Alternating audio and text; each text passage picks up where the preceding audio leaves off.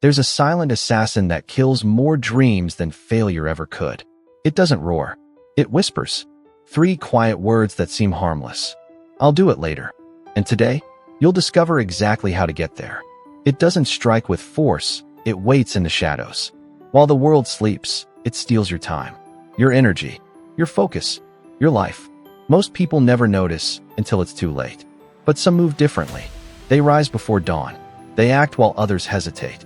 Their hands, their eyes, their very presence cut through doubt like blades. Unstoppable, relentless, human, and yet beyond it. They call it the discipline of now, an ancient law, older than willpower, whispered only among those who refuse to wait. A system that turns hesitation into action and delay into destiny. But there's a cost. To master it, you must kill the part of yourself that clings to comfort, the part that still waits for tomorrow, because tomorrow never comes. But before I tell you the truth about why we waste our time, and the story of one boy who learned it the hard way, pause for a moment. If you're someone who truly wants to break free from procrastination, who wants to rise, to live, to stop wasting this one life, then subscribe to the channel, like this video, and tell me in the comments, what's the one thing you've been postponing for too long? Because by the end of this story, you won't see time the same way again. There once was a boy named Aarav, who lived in a small, peaceful village. He was bright, curious, and full of potential, but also dangerously lazy. Every day he'd say, "I'll study after lunch. Then after lunch, I'll do it in the evening. Then at night, tomorrow will be better." Tomorrow became his favorite word. But tomorrow never changed his life. His books gathered dust. His goals turned to daydreams. And his days, his precious days, slipped away like sand between his fingers. His parents worried. His teachers warned. But Aarav would just smile and say, "I'll get serious soon. I still have time." And maybe that's the most dangerous sentence in the world. I still have time. One afternoon, something changed. A wise man visited the village. A teacher known for helping people find clarity and purpose. Crowds gathered around him, hoping to hear a few words of guidance. Aarav watched from a distance, hesitant, unsure. But deep inside, something called to him. When the crowd dispersed, he walked up to the old man and said, "Master, I feel lost. Everyone around me is moving forward. My friends, my classmates. I'm stuck. I want to change, but I don't know how." The old man looked at him, calm, compassionate, piercing. He smiled and said softly, "My child, you are not lost. You are only standing still." Aarav frowned. "Standing still?" "Yes," said the wise man. "You've mistaken comfort for peace. You wait for the perfect moment. But time doesn't wait for you. Let me tell you a story.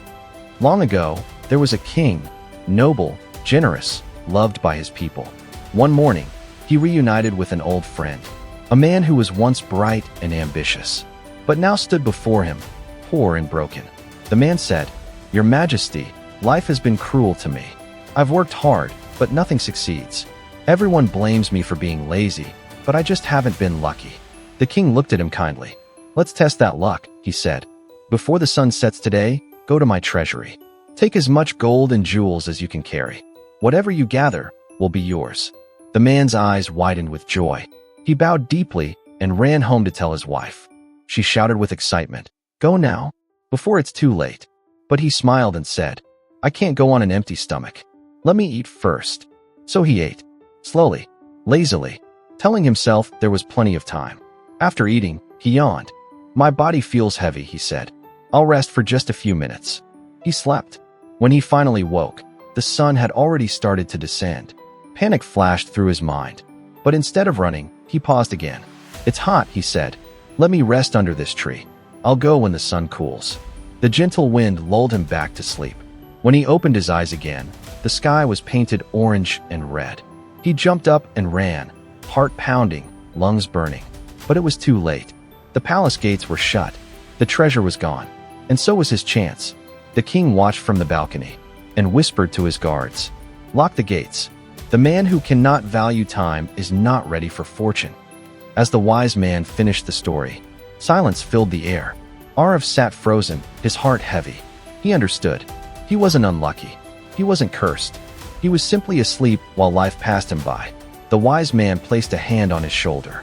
"My child, The treasure you've been missing isn't gold. It's time. Every day, the universe gives you 24 bags of diamonds. Most people trade them for dust.